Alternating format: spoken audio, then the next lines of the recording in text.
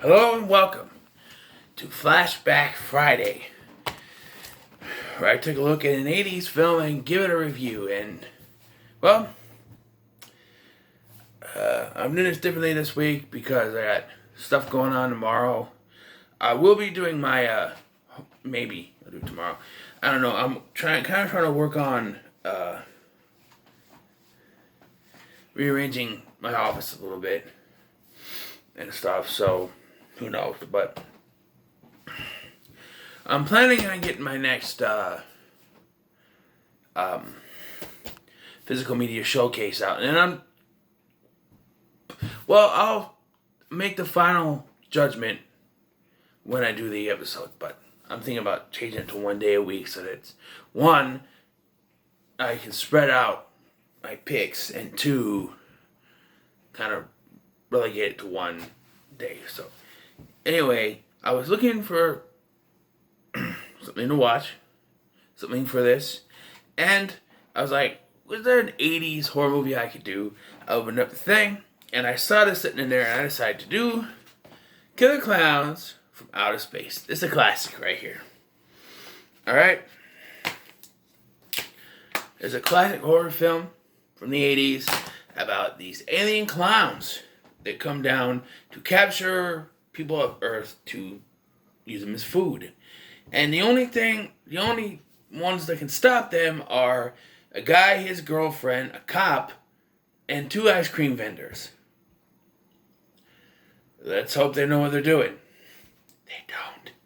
We got John Vernon here from Animal House. He plays the sheriff, and he's the kind of no-nonsense sheriff that doesn't take shit from anyone and doesn't believe anything they say.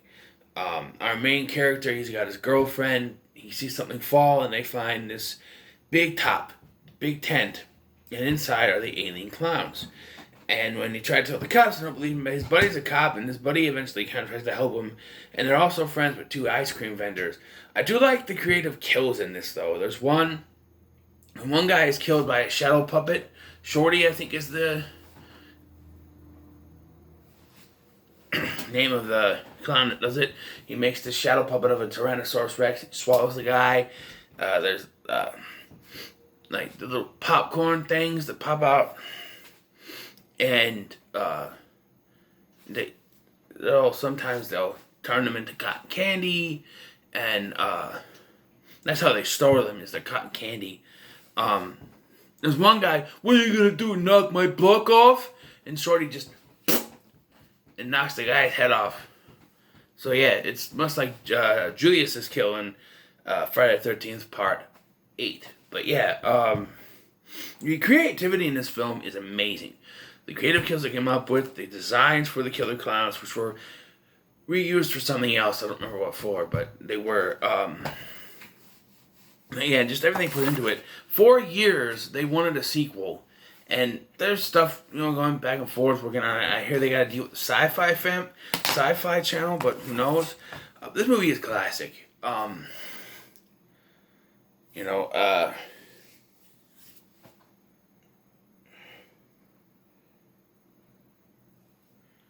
Sorry, got an itch. I bet.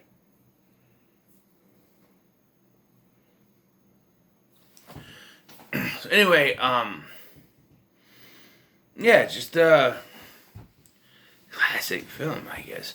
Oh, they turned John Vernon's character, the chief or the sheriff, whatever, into a puppet. And the final fight against this big marionette clown that they fight against is amazing. It's awesome.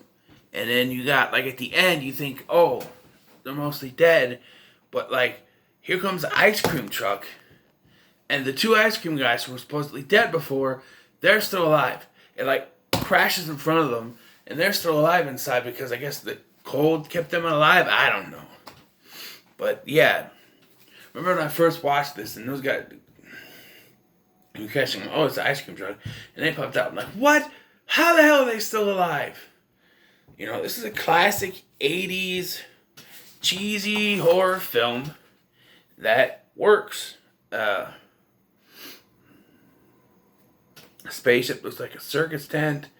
And It's, like, just as fast as they got there, they're gone. Like, they defeat the big thing, there's an explosion, whatever, and then it just takes off and flies away. So it's set up for possibly having a sequel down the line, but we never got one. I heard that originally they planned for, like, the return of the killer clowns around his face or something, but it never happened, but...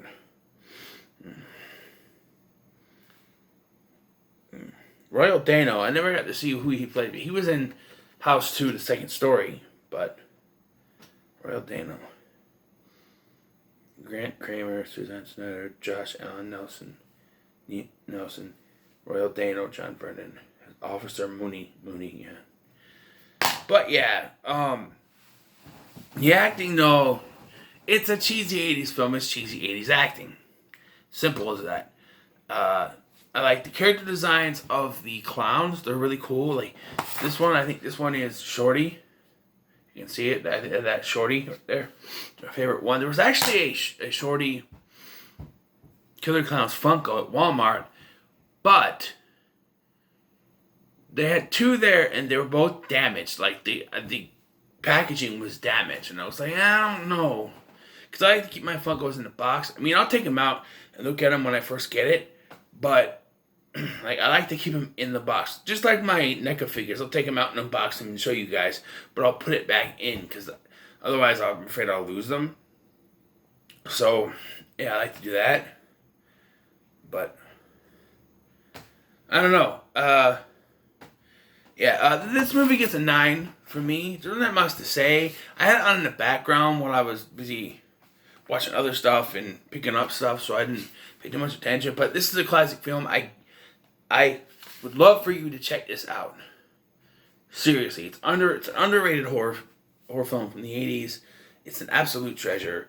Gets a 9 from me. So what are your thoughts on Killer Clowns from Outer Space? Let me know in the comments below. Make sure you like, share, and subscribe. Theme song though. The theme song is lit. I'm telling you.